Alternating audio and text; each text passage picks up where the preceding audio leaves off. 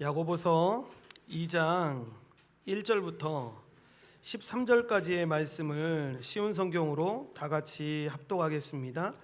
사랑하는 형제 여러분, 여러분은 영광스러운 우리 주 예수 그리스도를 믿는 자들입니다.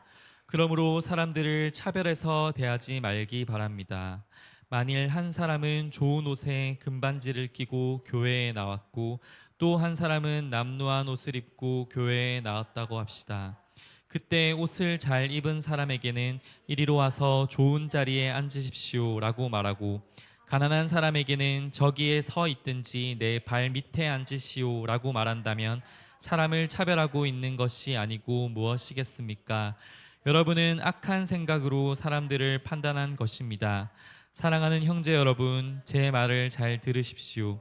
하나님께서는 세상의 가난한 자를 택하여 믿음으로 부하게 하셨습니다. 그리고 자기를 사랑하는 백성에게 약속하신 나라를 주셨습니다.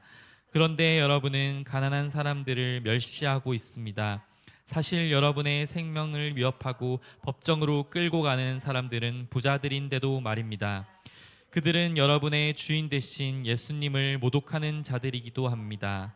모든 법 위에 우선되는 법이 있습니다. 그 법은 성경에 기록되어 있습니다.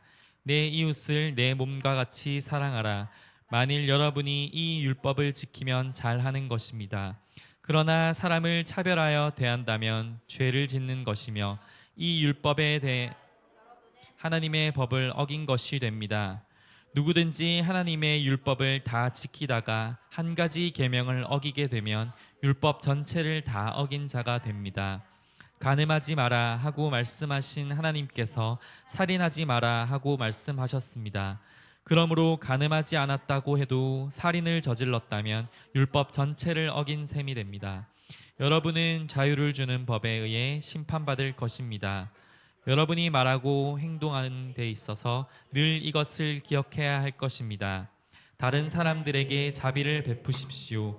그렇지 않으면 하나님께서 여러분을 심판하실 때 여러분에게도 자비를 베풀지 않으실 것입니다. 자비를 베풀었던 자는 후에 아무 두려움 없이 심판날을 맞이하게 될 것입니다. 아멘.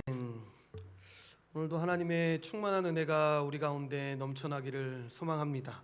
한 주 동안도 더운 날씨와 이 생활하기 참 힘든 환경 가운데 있었는데 그래도 하나님의 은혜로 우리가 한 주 동안 잘 살아낼 수 있었고, 이렇게 예배당에 모여서 한몸됨을 확인하고 같이 예배하는 것만으로도 우리에게 풍성한 은혜가 있는 줄로 믿습니다.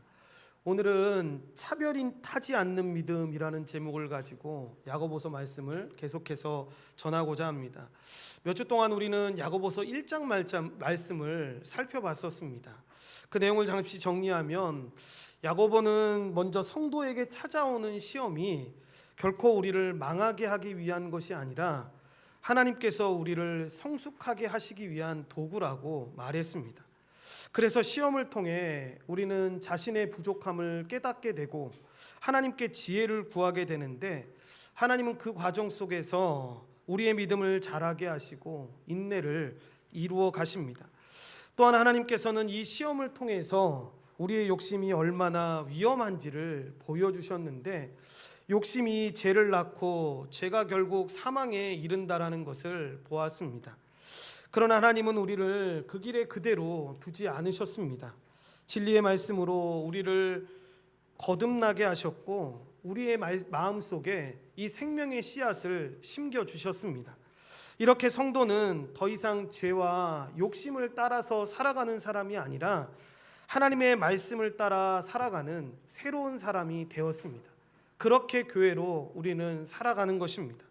그리고 그 심겨진 말씀이 어떻게 나타나는지를 살펴봤었는데, 야고보는 말씀을 듣기만 하는 사람이 아니라 행하는 사람이 되라고 권면합니다.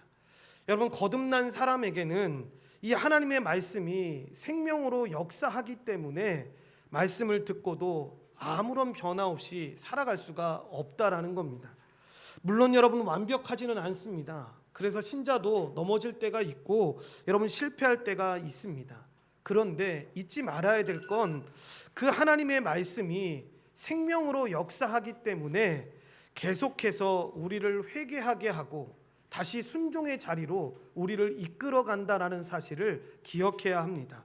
그러니까 예전처럼 맥없이 넘어져서 아무것도 할 수 없는 존재가 아니라 신자가 되었다라는 거, 예수 그리스도를 구세주로 섬기고 살아간다라는 건 뭐냐면 다시 한번 그 말씀이 우리 안에서 역사하고 있기 때문에 회개하게 하고 다시 순종의 자리로 이끌어 간다라는 걸 기억해야 합니다. 이렇게 참된 믿음은 결국에 삶으로 드러나게 되는 겁니다. 특별히 그 삶은 우리의 말에서 나타난다고 했습니다. 그래서 혀를 다스리고 함부로 말하지 않게 되는 겁니다. 또한 이웃을 향한 긍휼로 나타나게 되는데, 그래서 어려운 사람들을 돌아보게 되고 사랑을 실천하게 되는 겁니다. 물론 예수 믿지 않는 사람들 가운데서도 이렇게 살아가는 사람들 있습니다. 그런데 예수 믿고 나서 이렇게 자연스럽게 삶 가운데 인도받는 사람들이 더 많다라는 거죠.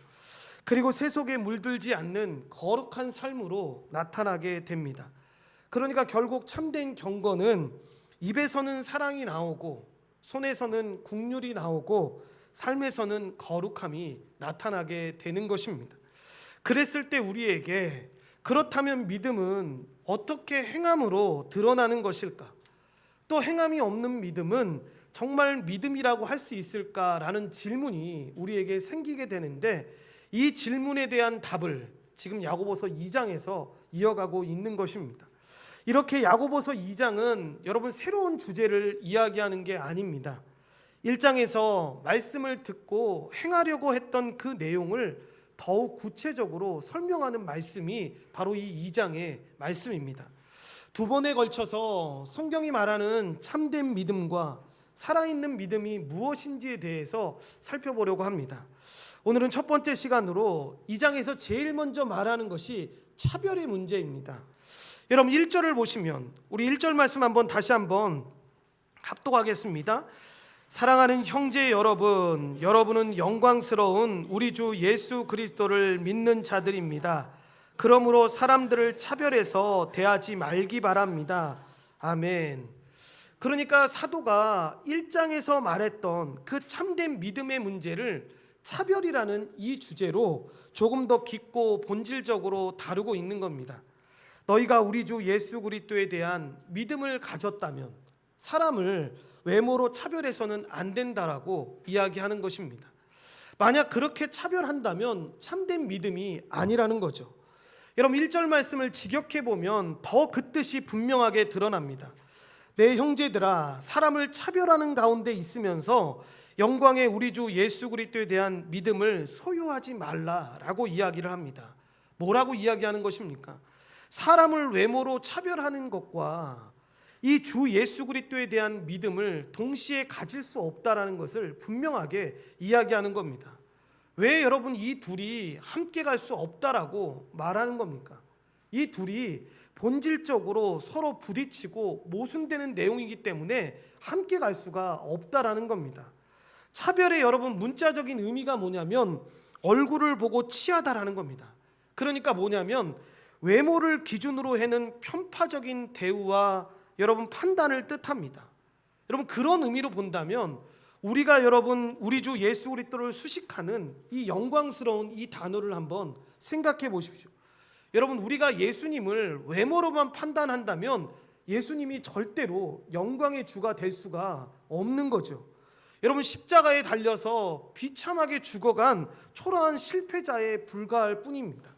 그러니까 이런 예수님을 나의 주 하나님으로 믿고 영광의 주로 고백하고 있다, 내가 그렇게 예수님을 믿고 있다고 한다면 여러분 예수님을 외모로 우리가 주로 믿고 있는 것이 아니지 않습니까? 오직 성령께서 은혜 가운데 계시해 주신 그 진리의 눈으로 여러분 본 결과로 우리는 예수 그리스도를 믿고 있는 겁니다. 그러면 그런 의미로 본다면 어떻게 이렇게 예수를 믿게 된 사람이, 그렇게 믿게 된 신자가 다른 사람을 외모로 판단할 수 있냐라고 말할 수 있다라는 겁니다. 불가능한 일이라는 거죠. 그렇게 생각했다면 예수 그리스도를 주 예수로 믿을 수도 없다라는 거죠. 그런 의미에서 2절과 4절 말씀에 여러분 그 당시의 상황과 예화적인 설명을 합니다. 사도는 금 가락지를 끼고 화려하게 잘 차려입은 부자와 초라하고 남루한 옷을 입은 가난한 사람이 함께 예배당 안에 들어오는 경우를 가정에서 이야기를 합니다. 당시에 여러분 주인과 종의 제도가 있을 때 아닙니까? 그러니까 정말로 이런 상황들이 펼쳐지게 된 거죠. 그런데 이 상황은 당시에만 있었던 게 아닙니다. 지금도 마찬가지 아닙니까?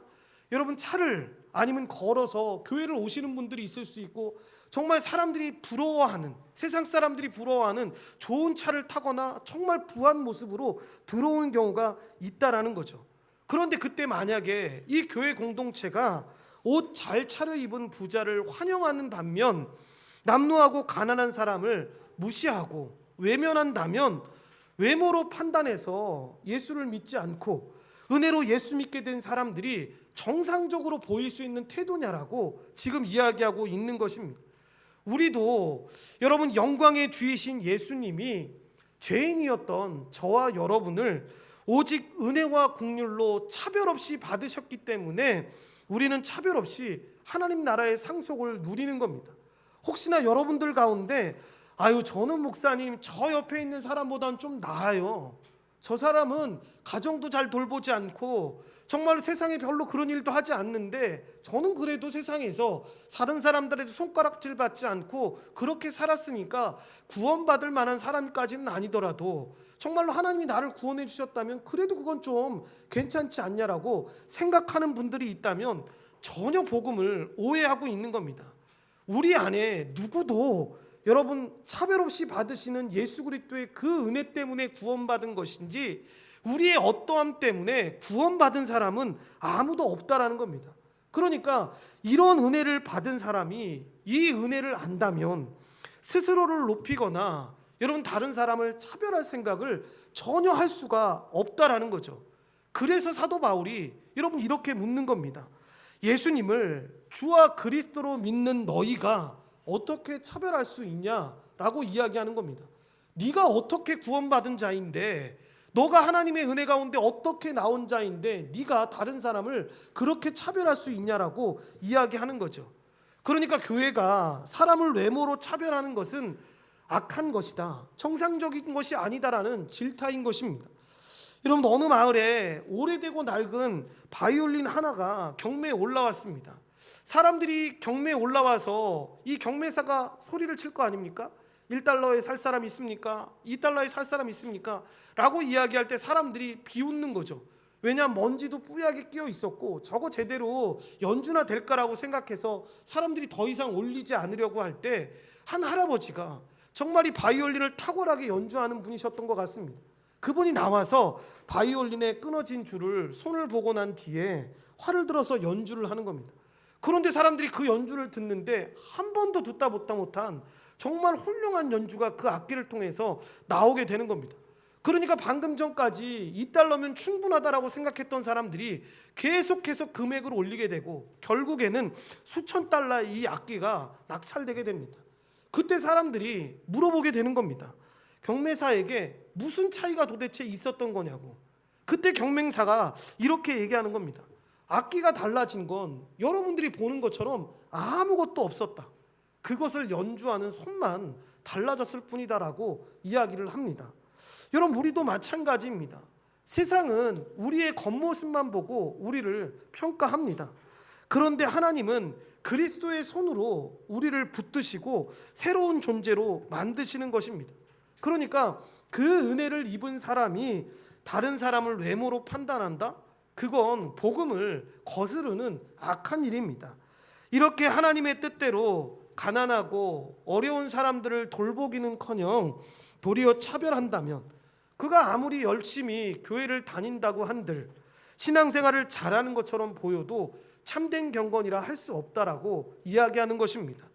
여러분 이 차별이 왜 악한 것이냐면 5절 말씀 우리 한번 합독하겠습니다. 사랑하는 형제 여러분, 제 말을 잘 들으십시오. 하나님께서는 세상의 가난한 자를 택하여 믿음으로 부하게 하셨습니다. 그리고 자기를 사랑하는 백성에게 약속하신 나라를 주셨습니다. 아멘. 그러니까 세상은 우리가 잘 아는 것처럼 외모로 차별하는 세상입니다. 그런데 하나님 나라는 다르다라는 거죠. 여러분, 우리가 아무리 아니라고 해도 세상에서는 돈 많은 사람들이, 세상에 권력을 가진 사람들이, 가진 것처럼 보이는 사람들이 대우받는 시대 아닙니까? 그런데 하나님 나라는 다르다라는 겁니다. 그래서 하나님은 당신의 나라가 세상의 나라와 다르다라는 걸 보이기 위해서 여러분 일부러 가난한 자들을 택하셔서 부요한 믿음의 사람을 만드시는 것들을 우리가 종종 보게 됩니다. 그것이 하나님 나라의 방식의 모습일 경우를 우리가 보게 됩니다. 그런데 이때도 오해하지 말아야죠. 그러면 무조건 가난한 자만 선택해서 하나님이 구원하시고 그 사람을 복 주시냐? 그렇지 않다라는 거죠. 하나님은 공의로우신 분으로 편견이 없으신 분입니다. 이 말씀은 뭐냐면 세상에서 무시받는 사람이라 할지라도 하나님은 그 사람의 믿음을 보신다라는 겁니다. 예를 들어 여러분, 부자는 우리가 잘 아는 것처럼 여러분 돈을 의지하기 쉽습니다.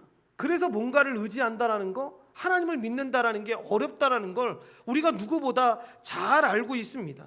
그런데 가난하고 병들고 어려운 문제가 닥쳤을 때 우리 안에 여러분 의지한 것들을 찾게 되고 그것들을 의지하는 경우들을 보게 됩니다. 그렇게 믿음이 귀하게 쓰이는 경우가 있다라는 것입니다. 그래서 바울이 고린도 교회에 했던 말을 우리는 잘 기억해야 합니다. 고린도전서 1장 26절부터 29절 말씀을 쉬운 성경으로 합독하겠습니다. 성도 여러분, 하나님께서 여러분을 부르셨을 당시 여러분의 모습이 어떠했는지를 생각해 보십시오. 세상의 표준으로 볼 때 지혜 있는 사람이 많지 않았고 권력 있는 사람도 많지 않았으며 가문 좋은 사람도 많지 않았습니다. 그러나 하나님께서는 지혜로운 것들을 부끄럽게 하시려고 세상에 미련한 것들을 선택하셨고 강한 것들을 부끄럽게 하시려고 세상에 약한 것들을 선택하셨습니다. 하나님께서는 세상에 비천한 것들과 멸시받는 것, 그리고 아무것도 아닌 것들을 선택하여 유력한 것들을 멸하셨습니다. 이것은 하나님 앞에서 어느 누구도 자랑하지 못하게 하기 위해서였습니다. 아멘. 그러니까 이 말씀은 가난해야 구원받고 부자는 구원 못 받는다라는 말이 아니라 하나님의 나라가 이 세상의 나라와는 전혀 다른 원리로 이루어진다라는 것을 강조하는 말씀입니다. 하나님은 세상이 외모로 판단하고 짓밟고 무시하고 외면하는 자들을 불러서 믿음의 부요한 자가 되게 하심으로 교회 속에서 이루어지는 그 하나님 나라가 이 세상 나라와 근본적으로 다르다라는 것을 이렇게 보여주시는 것입니다. 그런데 여러분, 이것을 경험한 자라면 어떻게 교회가 이 사실을 믿고 살아가는 사람들이 하나님께서 일하시는 방식과 정반대로 여러분 사람을 외모로 차별할 수 있냐라고 이야기하는 것입니다. 그러므로 교회가 사람을 외모로 차별하면서 여러분 판단하는 것은 그들이 무시한 가난한 자들을 통해서 믿음이 부요해질 수 있는 기회를 스스로가 차고 있는 겁니다. 그리고 그들이 환영한 부자를 통해서 스스로 무시한 것을 택한 어리석고 악한 행동이라는 걸 잊지 말아야 합니다. 교회는 그래서 말씀 공동체라고 이야기할 때 여러분 가난한 사람도 말씀을 들어야 하는 것이고 부자도 하나님의 말씀을 들어야 합니다. 우리는 화려하고 멋있는 부자들의 삶에도 항상 좋은 것만 있는 것처럼 보이지만 여러분 그들의 삶에도 좌절과 상심과 불안이 있다라는 걸 기억해야 되고 남루하고 초라한 가난한 사람들의 삶 속에도 욕심과 교만이 그들 가운데 감추어져 있다라는 사실을 알아야 하는데 그러므로 교회는 사람을 외모로 판단해서 차별하는 것이 아니라 모두에게 구원의 복음을 전해야 합니다. 그러니까 만약 교회가 이 차별 없는 복음의 진리를 전하지 않고 가난한 사람은 무시하고 부자들에게만 굽신거린다면 여러분 이들은 어떻게 생각하겠습니까? 부자들이 여러분 교회에 왔을 때에도 그런 생각하지 않을까요? 돈 가지고 위세 부리는 건 세상에서나 교회에서나 똑같네. 세상에서도 좋은 차 타고 다니고 재산이 있고 권력이 있다고 하면 나를 인정해 주는데 교회에서도 그렇게 생각하는구나 라고 생각하지 않겠습니까? 그래서 언젠가도 한번 말씀드렸던 것처럼 제가 싫어하는 모습 가운데 하나가 뭐냐면, 교회에 정치인들이 예배드리러 올 수 있습니다. 그런데 소개하면 안 되는 겁니다. 왜냐하면 여러분, 일반 사람들이 교회에 왔을 때 그 사람이 어떻게 살았고 그 사람이 지금 어느 위치에 있다라고 소개하지 않지 않습니까? 이걸 어떤 분은 예의라고 이야기하더라고요. 여러분, 절대로 예의가 아닙니다. 여러분, 그 사람들도 생각할 때 이걸 예의로 생각하지 않습니다. 내가 정치인이니까, 내가 높은 위치에 있으니까 교회에 와도 사람들이 나를 이렇게 소개하네? 나를 이렇게 받들어주네? 라고 생각한다는 거죠. 그렇게 할 필요가 없다라는 거죠. 여러분, 가난한 자도 마찬가지입니다. 교회에 왔을 때 야, 세상에서도 없다고 사람들이 구박하고 멸시했는데 교회도 오니까 그렇게 하네. 교회도 내가 올 필요가 없겠네라고 생각할 수 있다라는 거죠. 그러니까 세상은 사람은 돈과 권력으로 이렇게 구별해서 표시하지만 교회는 그래서는 안 된다라는 거죠. 그래서 하나님은 우리에게 여러분 세상과 구별되라고 하셨지 서로 차별하라고 말씀하지 않았다라는 것입니다. 초라하고 가난한 사람이 그 이유만으로 홀대받고 돈 있고 권세 있는 사람이 그 이유만으로 환영받는다면 여러분, 교회와 세상이 다른 것이 과연 무엇이다라고 말할 수 있겠습니까? 여러분, 우리에게 있는 예수님에 대한 믿음은 그리스도의 외모로 말미암은 것이 아니라 진리의 말씀에서 나온 이 은혜의 결과라는 사실을 기억해야 합니다. 그러니까 이 계시적 믿음을 받은 사람은 가난하든 부하든 상관이 없는 거죠. 사람을 외모로 판단해서 차별하면 안 된다라는 이 가르침을 명심해야 합니다. 그러니까 가난하면 믿음이 없고 부하면 믿음이 좋다, 아니면 반대로 부하면 믿음이 좋고 가난하면 믿음이 없다, 여러분 이런 답은 여러분 성립될 수가 없는 답입니다. 가난하냐 부하냐 여러분 이게 중요한 게 아닙니다. 어떤 사람이 오든 똑같이 그들을 대하라는 거죠. 그렇게 모든 사람들이 하나님의 말씀을 들어야 하는 것이고 모두 함께 마음이 가난한 자가 되어서 말씀을 들어야 합니다. 그래서 모두가 그 말씀을 듣고 마음에 이 말씀에 부요한 자가 되어야 하는 겁니다. 그렇게 함께 애통하고 함께 의에 줄이고 함께 목마른 자가 되어서 함께 긍휼을 베푸고 함께 그리스도의 장성한 분량에 이르도록 자라가야 되는 것입니다. 그러기 위해 사람을 외모로 판단하는 악한 차별을 버려야 하는데 그것은 참된 믿음의 사람들이 보이는 삶의 태도와는 전혀 다른 사람이라는 걸 기억해야 합니다. 고아와 가부를 돌보며 이 세속에 물들지 않고 자기를 지키는 경건한 사람들의 열매가 아니라는 걸 기억해야 합니다.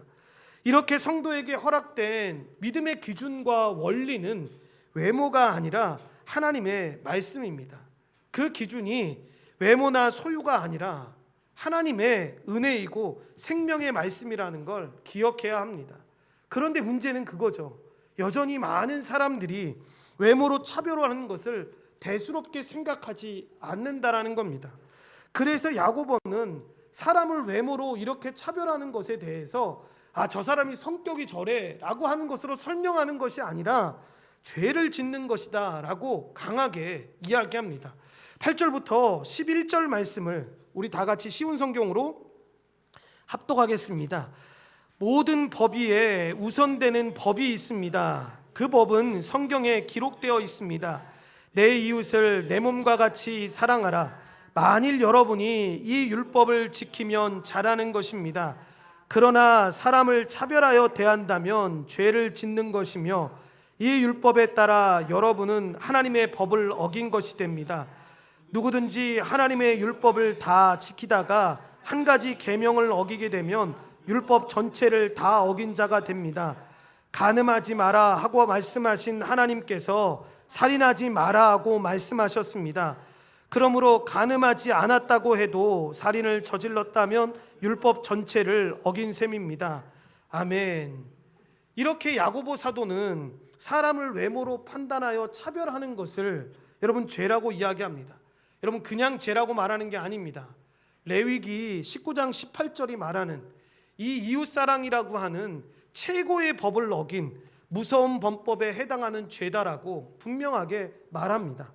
여기 최고라는 말이 여러분 원어로 보면 이 바실리코스라는 단어인데 왕 같은 이라는 뜻을 가지고 있습니다. 무슨 말이냐면 이웃사랑의 법이 최고의 법인 이유는 다른 게 아닙니다. 우리가 그렇게 생각하자라고 해서 최고의 법이 아니라 이 계명이 왕의 계명이기 때문에 최고의 계명이다라고 말하는 것입니다.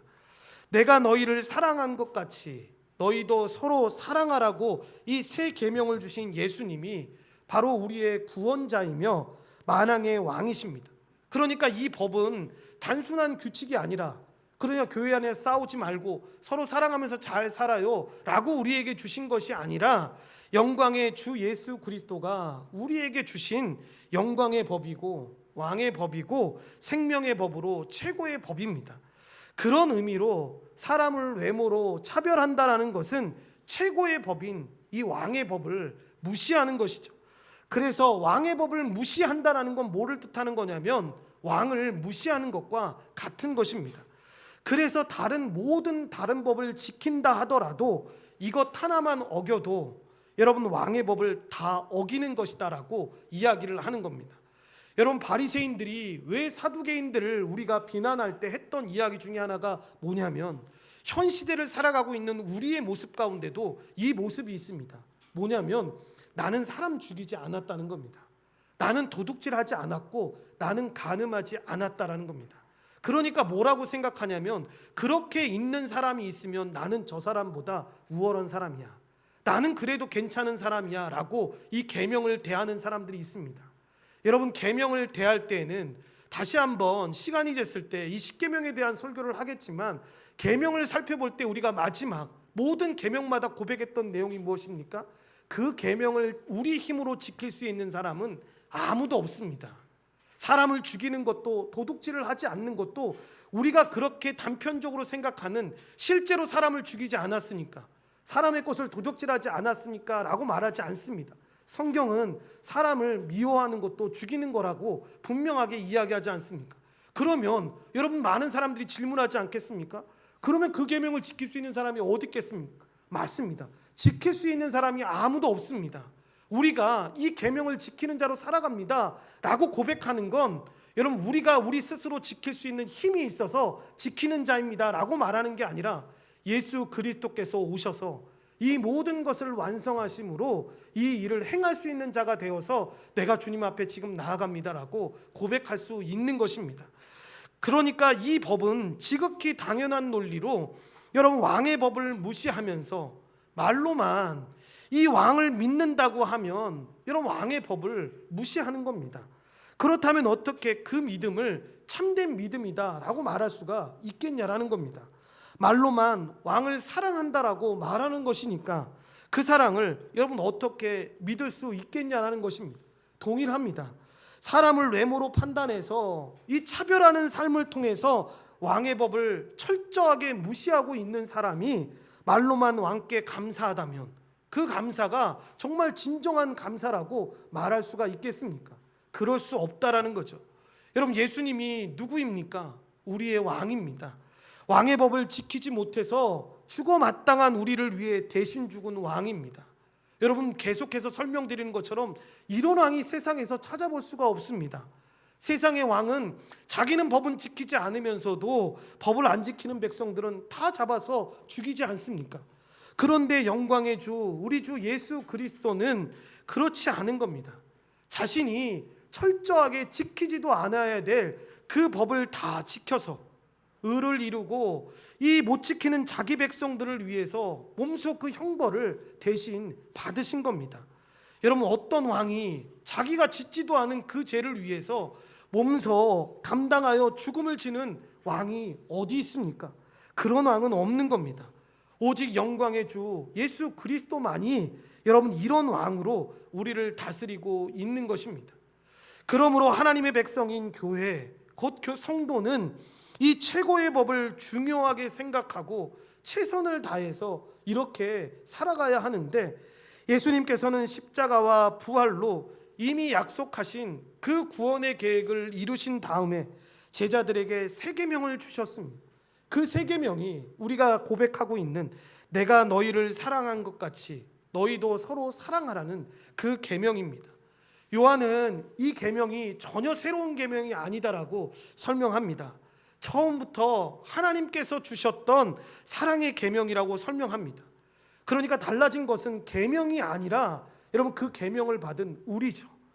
예전에는 죄 때문에 사랑할 수 없었던 우리가 새 언약 안에서 이 성령을 받은 하나님의 백성이 되었기 때문에 이제는 그리스도처럼 사랑하면서 살아갈 수 있는 것입니다.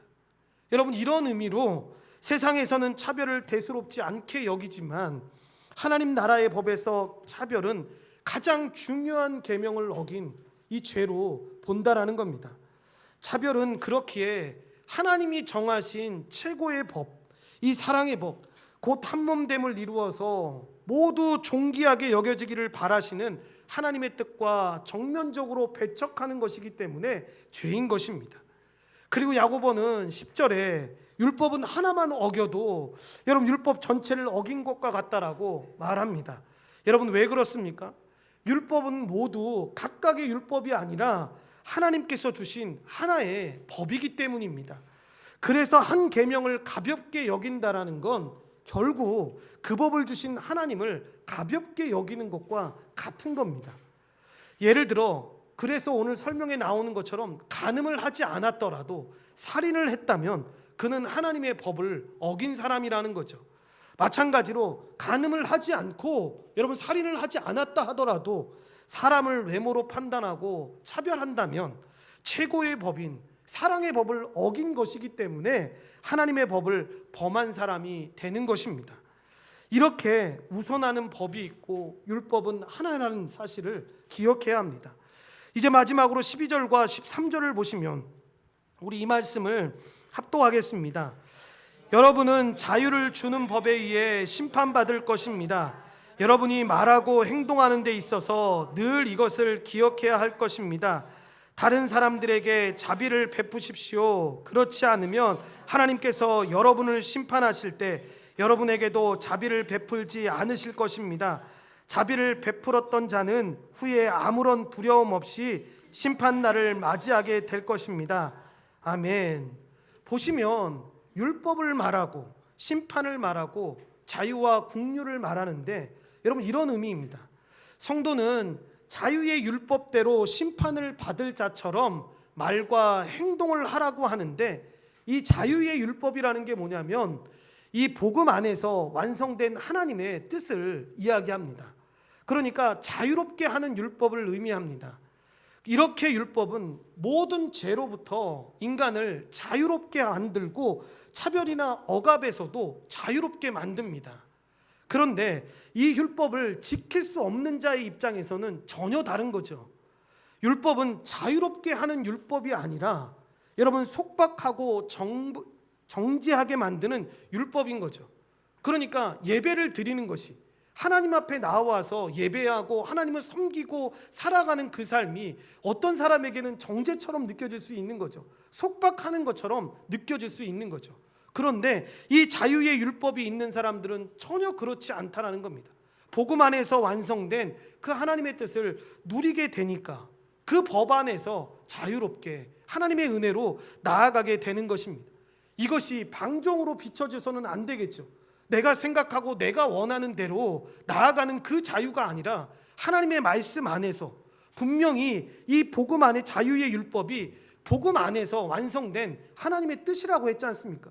그러니까 그리스도인이 나는 자유로운 자입니다, 자유롭게 살아갑니다 라고 말하는 건 세상 사람들이 말하는 것처럼 내가 원하고 내가 바라는 삶을 살아갈 때 자유로운 삶이 아니라 복음 안에서 완성된 그 하나님의 뜻, 그 하나님의 말씀대로 그 자유함을 누리면서 살아가게 되는 겁니다.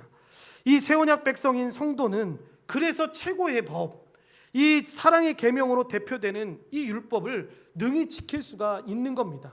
실수하지 않고 차별하지 않고 평생을 살았다 이 이야기를 말하는 게 아니라 그럴 때도 있지만 그럴 때 다시 우리 안에 있는 그 생명의 말씀으로 다시금 돌아보게 되는 거죠.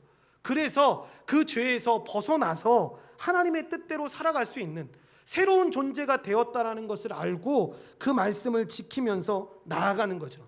그러니까 율법이 그 사람에게는 억압하는 것이 아니라 예수 안에 순종하게 하는 법으로 그렇게 살아가게끔 되는 것입니다.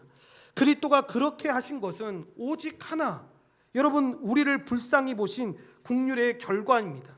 그리스도의 그 국률로 말미암아 여러분 법을 어긴 우리가 받을 심판을 예수님이 대신 받으심으로 말미암아 그 국률이 심판을 이긴 것입니다. 여러분 이 내용을 여러분 이렇게 쉽게 설명할 수 있는데, 미국의 한 법정에 엄격하고 정의롭기로 유명한 재판관이 있었습니다. 어느 날 정말로 여러분 가난한 청년이 먹고 살 수가 없어서 여러분 생계를 위해서 빵을 훔치다가 법정에 잡히게 됩니다. 여러분 법으로만 따진다면 엄한 벌금형이나 구유류에 처하는 것이 너무나도 당연한 일이었습니다. 그런데 이때 이 소식을 은퇴한 어느 한 노 변호사가 듣게 되고 무료 변로를 자청하게 됩니다. 그런데 알고 보니까 여러분 그 변호사가 그 엄격하고 정의롭기로 유명한 그 재판관의 아버지였습니다. 아버지가 판사인 아들에게 그렇게 이야기를 합니다. 너는 너의 결정대로 이 청년이 법을 어긴 게 사실이니까 너는 분명하게 법에 따라서 엄히 판단을 내려줘라. 그것이 정의다라고 아들에게 이야기를 해줍니다.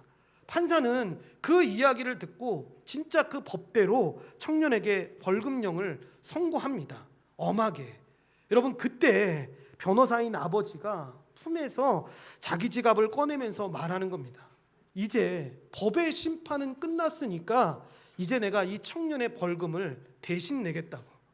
그리고 이 청년에게 따뜻한 밥 한 끼를 대접하고 이가 살아갈 수 있는 길을 알아보도록 최선을 다하겠다라고 이야기를 합니다. 여러분 이것이 여러분 공의의 심판을 이긴 국률의 모습입니다. 마찬가지로 하나님은 공의로우신 분이기 때문에 예수 믿는 사람들이 제일 크게 착각하는 것 중에 하나가 바로 여기에 나옵니다. 여러분 우리가 짓는 죄는 반드시 심판을 받아야 합니다. 그냥 예수님을 믿었으니까 아무 일 없듯이 그냥 지나가는 게 아닙니다. 그러니까 우리가 죄를 짓고 나서 회개도 잘 하지 않고 하나님 앞에 나아갈 때 하나님 나 그냥 자녀니까 그냥 하나님께서 나를 용서해 주실 거야 라고 생각하면 큰 오산입니다. 정말 잘못 생각하는 겁니다. 죄는 그냥 넘어갈 수 있는 게 아닙니다. 왕이신 주님이 친히 여러분 인간의 몸을 입고 오셔서 우리가 치러야 할 그 죄의 삭을 여러분 친히 치러 주신 겁니다. 대신 그 대가를 치른 겁니다. 그래서 여러분 예수 믿는 사람들은 여전히 죄를 짓지만 그 죄를 지을 때 아무렇지 않다라는 반응을 보일 수 없다라는 거죠. 누가 나를 위해서 죽기까지 내 죄를 사해 주었는데 그 죄를 아무 생각 없이 그냥 인간이니까 그럴 수 있어요라고 지을 수 있는 사람이 어디 있겠습니까? 여러분 쉽게 생각해서 여러분 자녀를 저 사람의 생명을 위해서 그렇게 했는데 아무렇게 않지 살아간다면 그게 사람의 모습이다라고 말할 수 있겠습니까? 그렇지 않은 거죠. 그 심판 가운데서 그 심판을 우리에게 쏟지 않으시고 독생자 예수 그리스도께 쏟으신 것입니다. 그래서 우리는 심판 대신 하나님의 긍휼을 받게 된 것입니다. 이것이 바로 하나님께서 우리를 구원하신 복음의 길입니다. 이 사실을 안다면 이 무한한 긍휼을 입은 우리가 어찌 형제의 겉모습을 보고 정죄하고 차별할 수 있냐라고 말하는 것입니다. 그러므로 그 긍휼로 구원에 이른 그리스도인들은 이제 하나님의 법을 구원의 수단이 아닌 이 지극한 은혜에 감사해서 사랑하고 지키면서 여러분 나아가는 거죠. 하이델베르크 요리문답을 통해서도 이 성경의 말씀을 통해서 나오는 것처럼 이 사실을 우리가 이미 배운 바 있습니다. 신비로운 것은 그렇게 우리가 감사와 사랑으로 하나님의 법을 지키면 여러분 이 법이 우리를 자유하게 한다는 것입니다. 그렇게 자유하게 지키는 자로 살아가게 만들어준다는 거죠. 그래서 죄로부터 자유하게 하고 사람을 외모로 판단해서 차별하는 것에서 자유롭게 하게 됩니다. 여러분 이 모든 것이 우리 안에 있는 그 말씀이 생명으로 역사하기 때문에 살아계시는 그 하나님의 생명의 말씀이 열매 맺는 것이기 때문에 그런 일들이 가능한 것입니다. 이렇게 이 법은 최고의 법인 동시에 여러분 자유의 율법이고 긍휼의 율법인데 그리스도인은 이 생명의 은혜 안에서 끊임없이 하나님의 긍휼함을 잊고 사는 사람입니다. 그러니까 오늘도 여전히 우리는 죄를 짓고 넘어지지만 이 긍휼의 은혜를 입고 살아가는 것이죠. 그러면 이런 결론이 가능합니다. 결론적으로 만약 하나님의 긍휼하심을 입어서 여러분 우리가 믿음을 받았고 그 믿음으로 구원을 받아서 지금도 그 긍휼의 은혜 속에서 살아가고 있다면 사람을 외모로 판단해서 차별하고 살아가는 그 차별의 삶이 가능하지 않다라는 걸 우리는 알게 되겠죠. 여전히 그렇게 차별할 때도 있겠지만 이것이 죄인 걸 분명히 알게 되겠죠. 사람을 외모로 판단해서 차별하는 것을 최고의 법을 어긴 무서운 범법죄라고 여겨 이 참된 믿음과 참된 경건을 가르치는 그 야고보의 그 말씀을 깊이 생각하면서 살아가게 되겠죠. 성도에게 허락하시는 여러 종류의 시련과 시험이 유익이 되는 건 잘 보시면 우리를 낮추어서 사람을 외모로 판단하지 않고 외모로 차별하지 않는 삶의 태도를 갖추었기 때문입니다.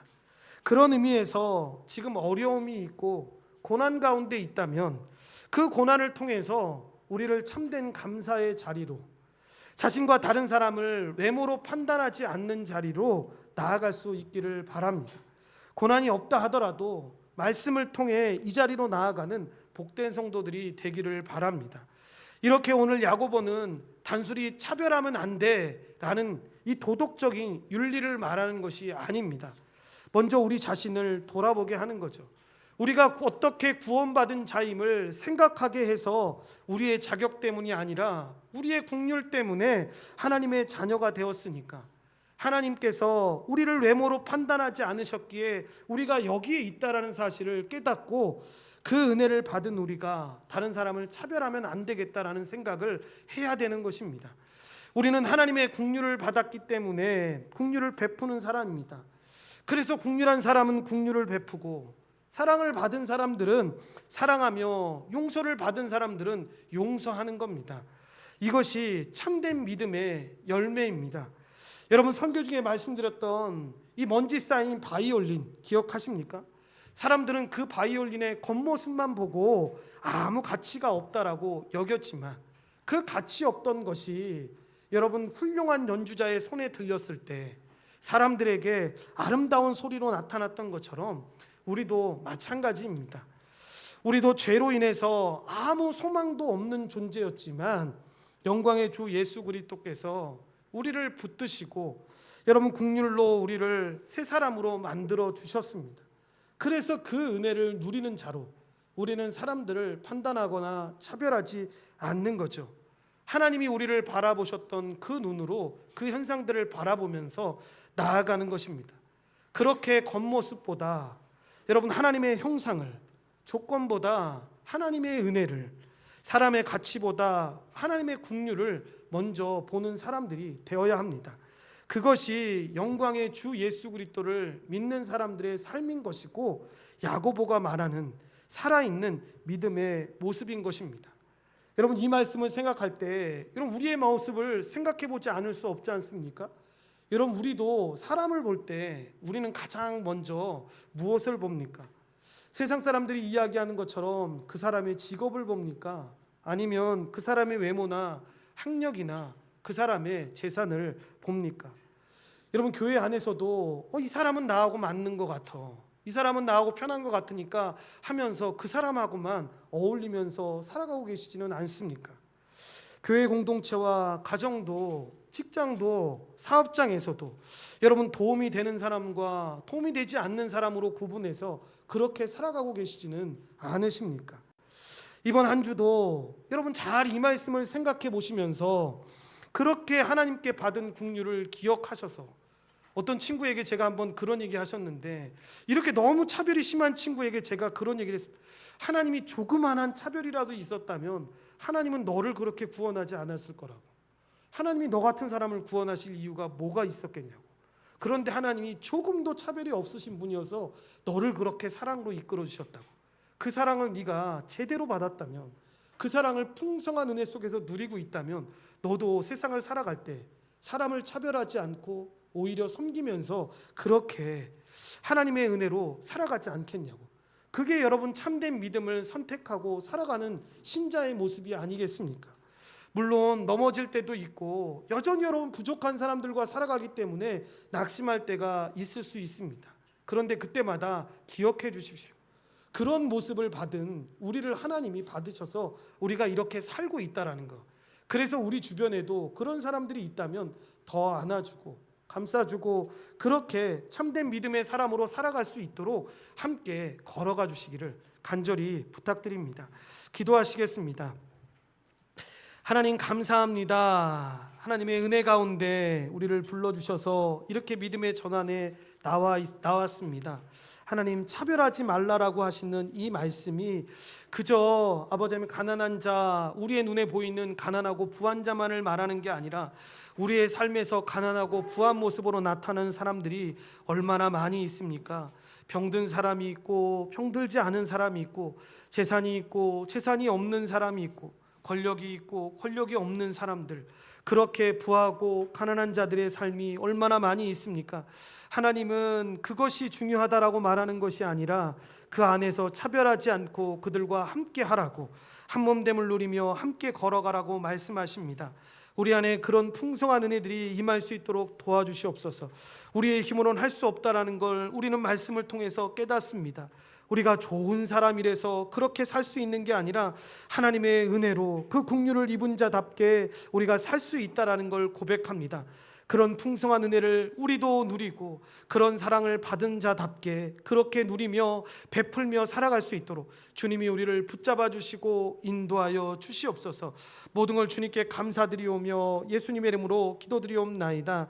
아멘. 우리 말씀을 생각하시면서 하나님 우리의 가정들을, 우리의 직장들을